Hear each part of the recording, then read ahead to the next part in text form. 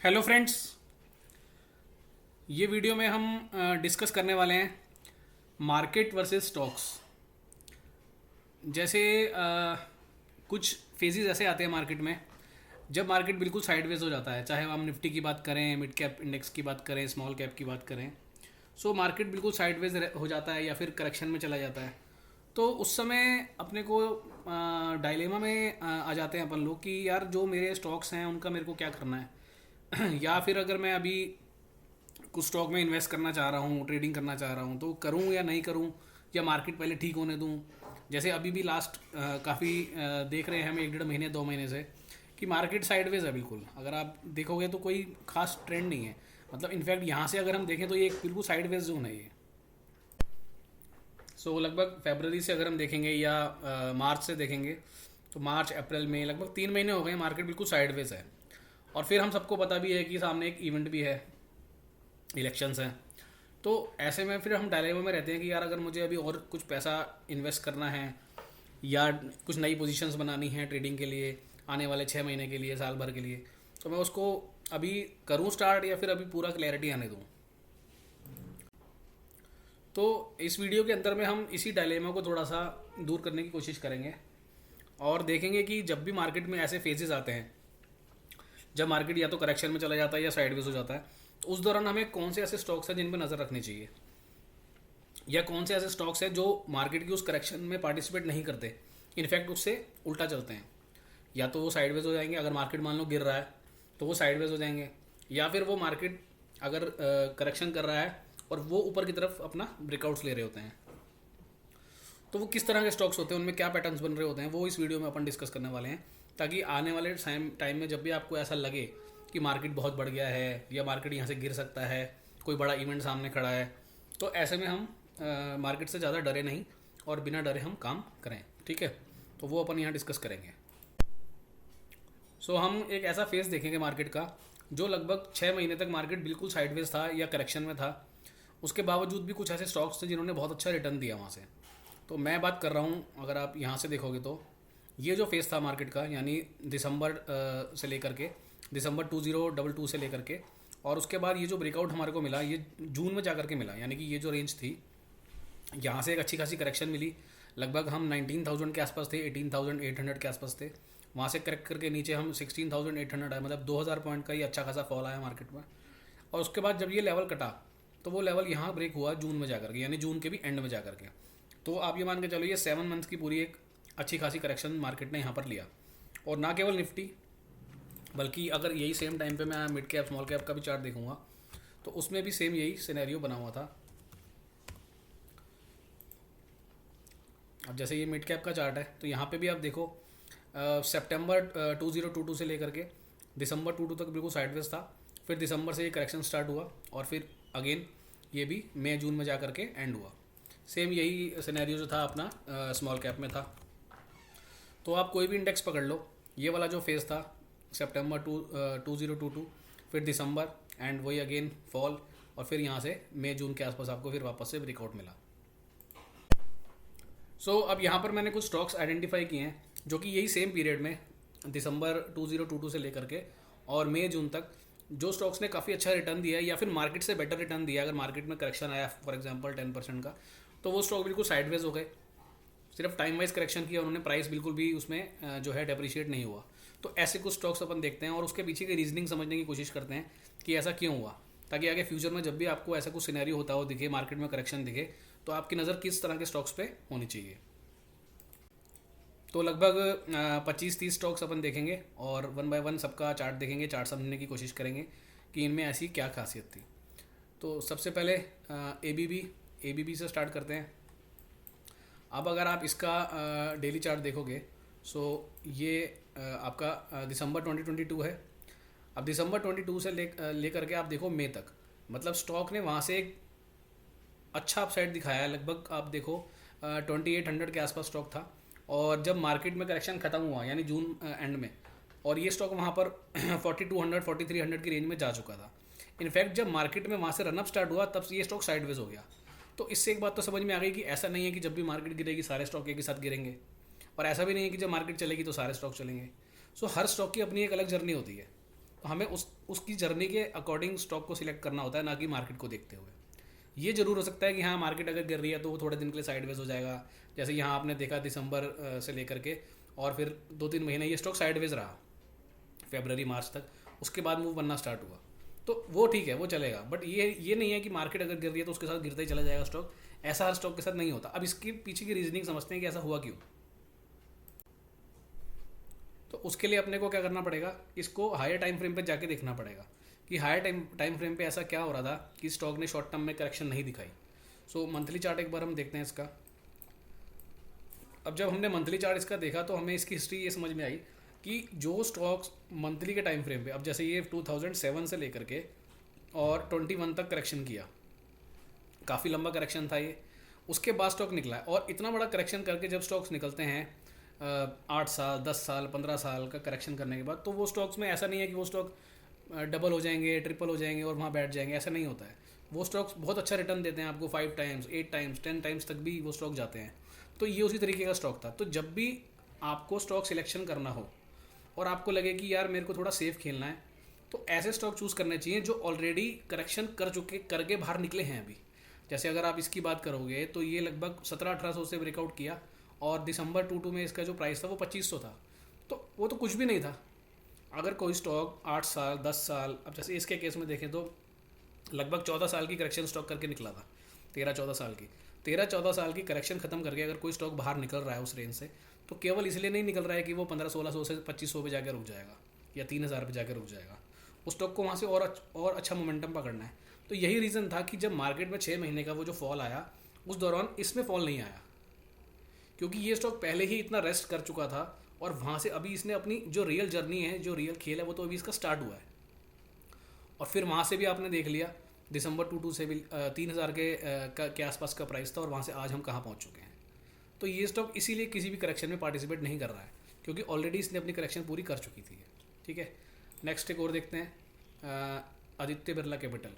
आप इसमें भी देखिए, आप ये मंथली चार्ट है दिसंबर 22, और आप ये देखो उससे 1 महीना पहले ये नवंबर 22 में ये जो पूरी रेंज थी ये वाली, यानी कि फरवरी 21 से लेकर के नवंबर 22 तक, यानी मोटा मोटा अगर रफली पकड़े तो 1.5 साल की करेक्शन खत्म करके स्टॉक अभी जस्ट बाहर निकला ही था, वहाँ मार्केट में फॉल शुरू हो गया।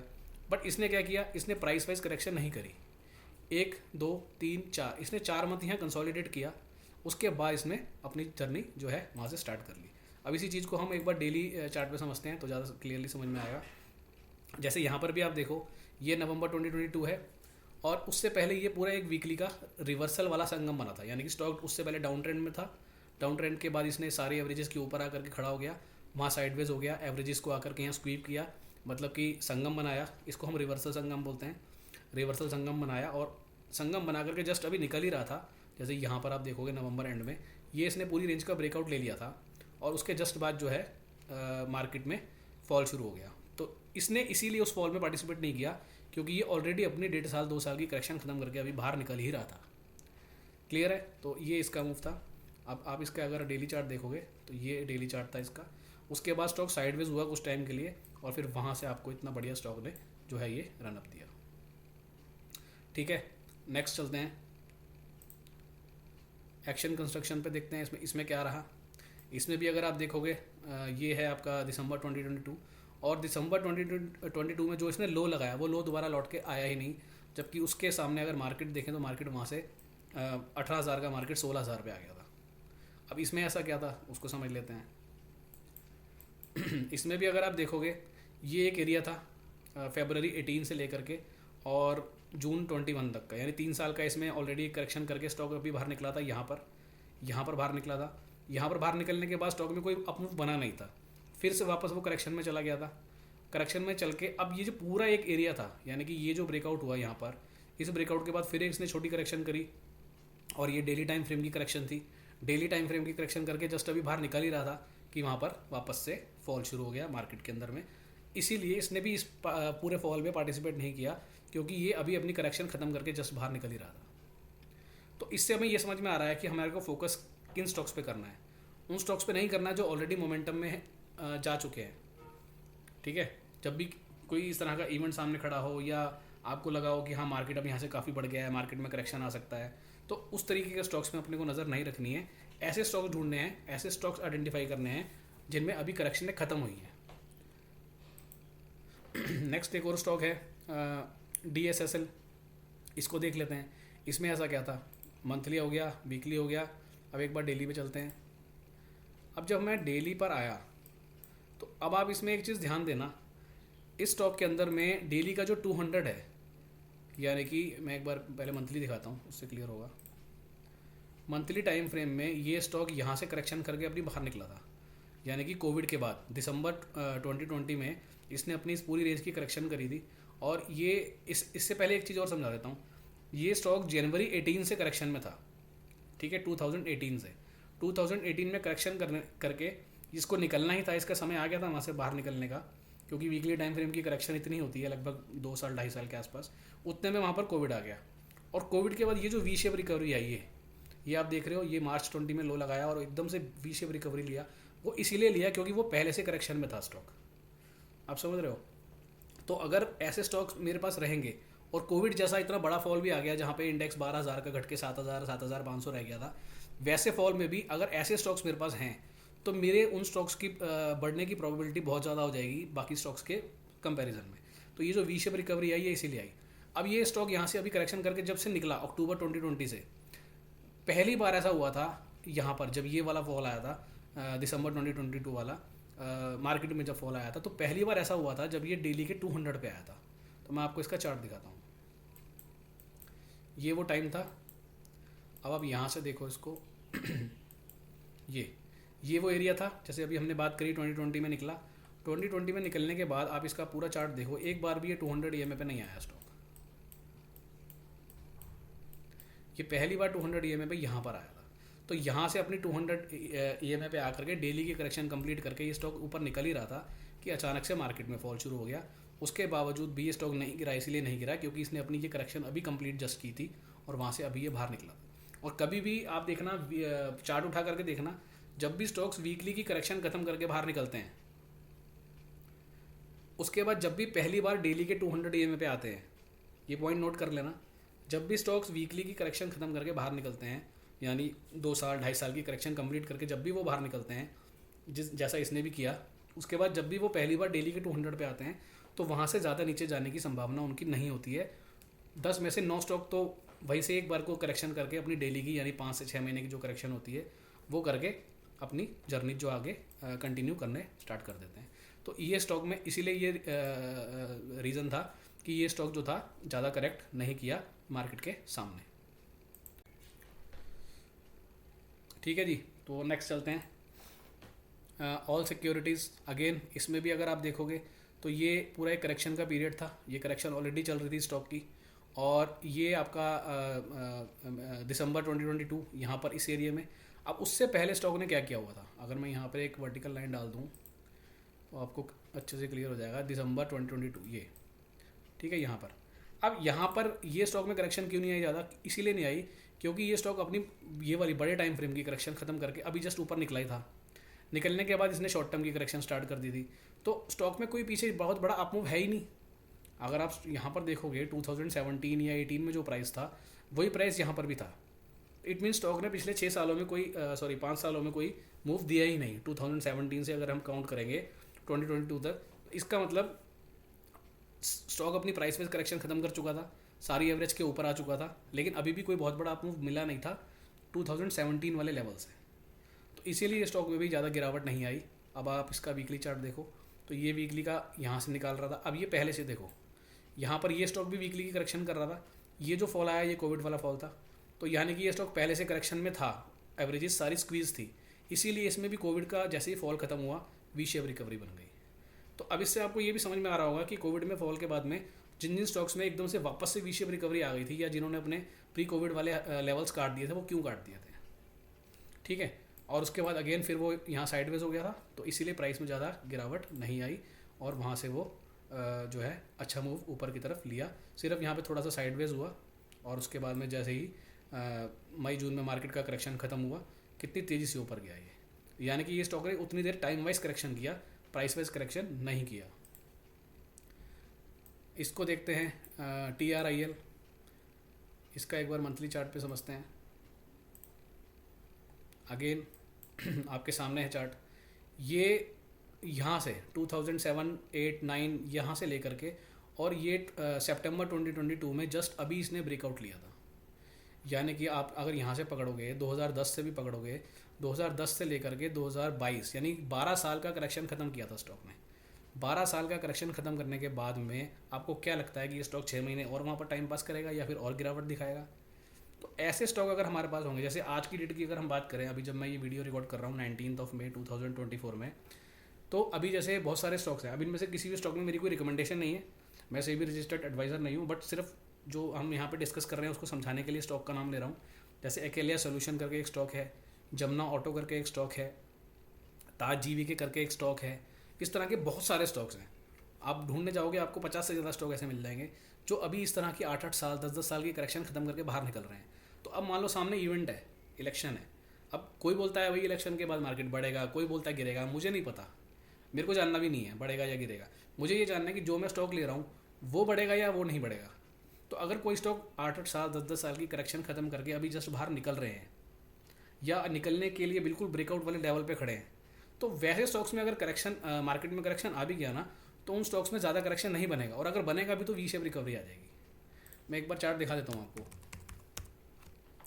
जैसे ये एक स्टॉक है, अगर आप इसकी बात करोगे तो ये देखो, ये स्टॉक अभी 2017 से लेकर के अब यहाँ पे ब्रेकआउट करके ये अभी खड़ा हुआ है और अभी उसको रीटेस्ट कर रहा है यहाँ पर।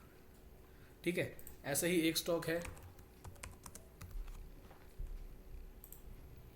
अभी ये मंथली लेवल पे, अब ये देखो ये स्टॉक 2016 से आज हम 24 में है, काफ़ी लंबा कंसोलिडेशन है। स्टॉक ने ब्रेकआउट लिया ये कैंडल पे, रीटेस्ट किया और अभी वापस से ऊपर निकल रहा है।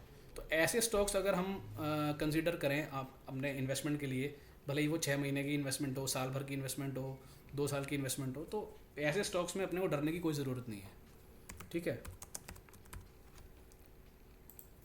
अब ये एक स्टॉक है, आप देखो कितना लंबा कंसोलिडेशन है इसका, यानी 2006 में जो लेवल था अभी इसका 2023 तक भी वही लेवल था, जस्ट अभी ब्रेकआउट किया है। अब ये जो इतना बड़ा ब्रेकआउट हुआ है स्टॉक के अंदर में, और नीचे आप वॉल्यूम देखो, ये जिस कैंडल ने ये इतना बड़ा मूव लिया उस कैंडल का वॉल्यूम देखो। तो ये स्टॉक आपको क्या लगता है कि 2006 के बाद अगर ये स्टॉक बाहर निकला है यहाँ से, इतना बड़ा ब्रेकआउट करने के बाद में, 16-17 साल का ब्रेकआउट होने के बाद में अगर ये स्टॉक बाहर निकला है, तो किसने निकाला हुआ ये? मतलब हम जैसे रिटेलर्स के पास क्या तो नहीं है किसी स्टॉक को 10 साल 15 साल 20 साल की रेंज से बाहर निकालना। तो जिसने भी निकाला है वो हमसे ज़्यादा समझदार है। अब वो प्राइस को गिरने देगा क्या, या अगर प्राइस गिर भी गया तो वहाँ पर उसको रुकने देगा क्या? समझ रहे हो? तो ये वीडियो बनाने का जो मकसद है ना वो ये है, क्योंकि देखो स्ट्रैटेजीज़ वगैरह हमने काफ़ी डिस्कस कर ली हैं, और आप लोगों के कमेंट्स भी आते हैं, डीएम्स भी आते हैं कि 13D स्ट्रैटेजी हो गई, WD3 हो गई, उसके अलावा और बहुत सी वीडियोज़ बना रखी हैं, ट्रेड लाइक एन इन्वेस्टर वाली वीडियो है। तो बहुत सारी वीडियोज़ में बहुत सारी स्ट्रैटेजीज़ दे दी हैं। अब रोज़ रोज़ नई नई वीडियो बनाने का कोई मतलब नहीं है, इतनी सारी स्ट्रैटेजीज़ देने का, जितना दे रखा है वो सफिशिएंट है। तो ये वीडियो इसीलिए बनाई कि यार लोगों को डर लगता है कि मार्केट गिर जाएगी, थोड़ा मैं अभी पैसा रोक लेता हूँ, बचा के रख लेता हूँ, या समझ में नहीं आता कौन से स्टॉक्स में डालना है। तो इससे अब आपको ये क्लियर हो रहा होगा।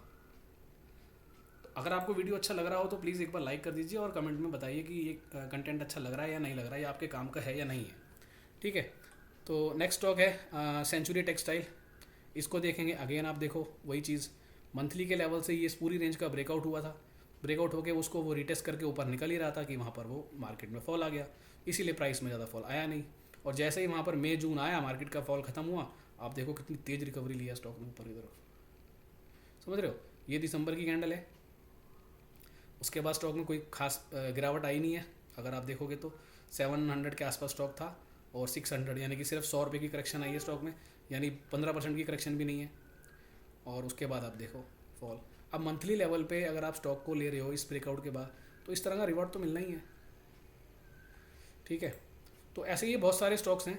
अब मैं इनको एक एक करके अगर सारे स्टॉक्स को डिस्कस करूँगा ये वीडियो 1 घंटे से ज़्यादा हो जाएगी। मैंने ये लगभग 29-30 स्टॉक हैं ये आइडेंटिफाई किए थे। मैं फटाफट इनके आपको चार्ट दिखा देता हूँ। रीजनिंग अब आप समझ ही रहे होगे धीरे धीरे जो मैं बोलना चाह रहा हूँ, इसलिए आप थोड़ा थोड़ा शॉर्ट में रखेंगे और जल्दी से वीडियो क्लोज करेंगे।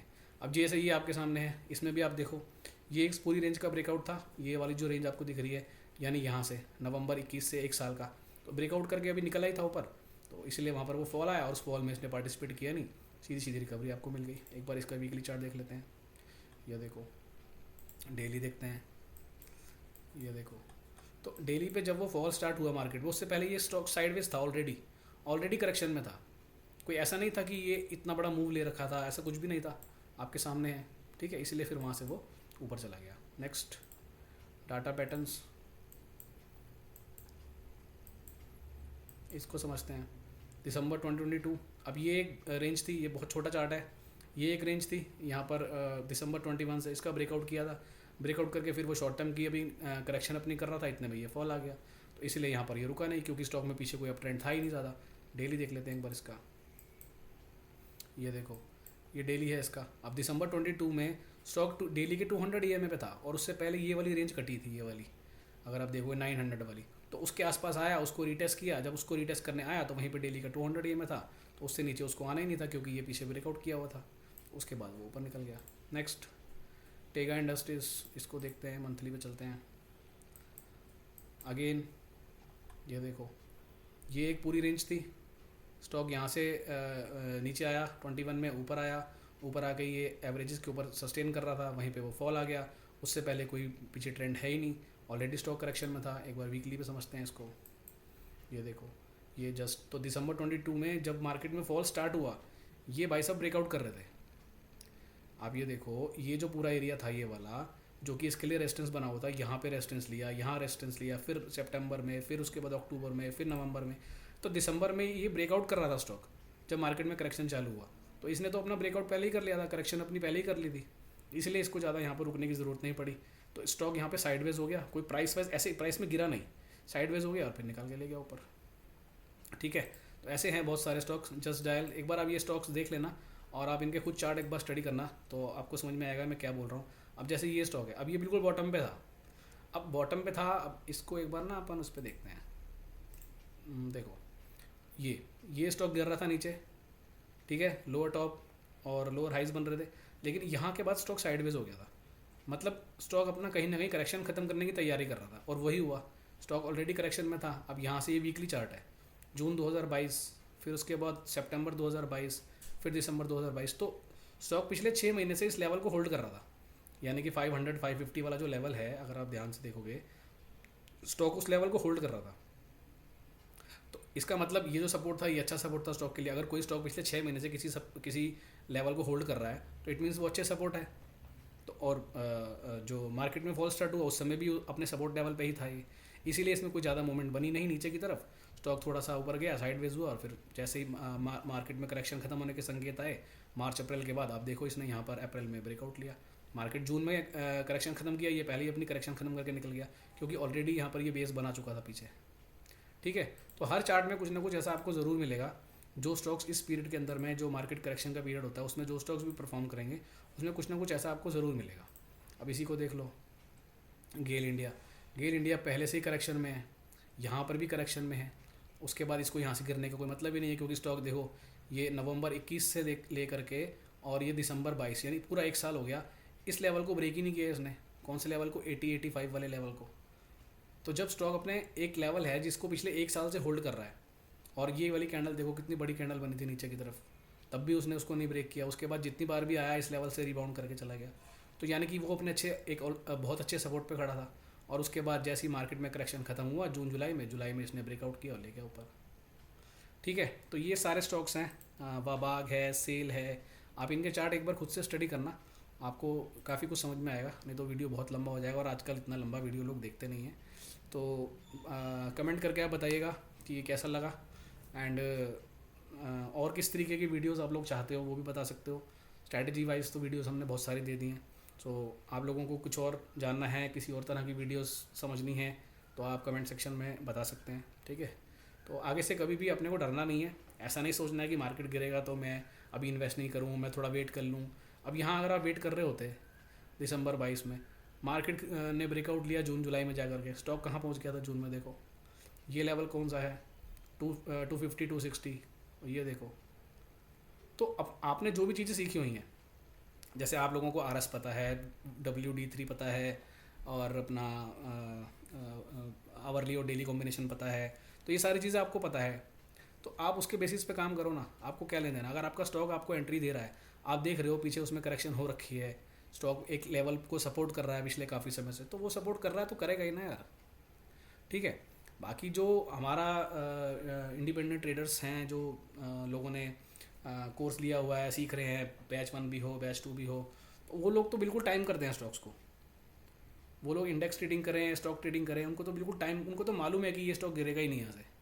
तो बट ये है कि अब आप जितने लोग हो सकता है किसी कारण से आप कोर्स में नहीं आ पा रहे हो, सबके अपनी अपनी कुछ प्रॉब्लम्स होती हैं, तो आप लोगों के लिए ही ये वीडियो स्पेशल बनाया गया है, जिससे आप लोगों को भी ये क्लैरिटी आ जाए कि आप कौन से स्टॉक्स में मुझे एंटर करना है, कौन से स्टॉक्स मेरे को अभी अवॉइड करने हैं, किन स्टॉक में मेरा रिस्क सबसे कम है, किन स्टॉक में मैं सेफ़ हूँ, मार्केट में जो मर्जी होता रहे, मेरा स्टॉक ज़्यादा नहीं गिरेगा यहाँ से, या अगर गिरेगा भी तो बहुत जल्दी रिकवर हो जाएगा, जैसे अभी हमने कुछ स्टॉक्स के एग्जांपल देखे।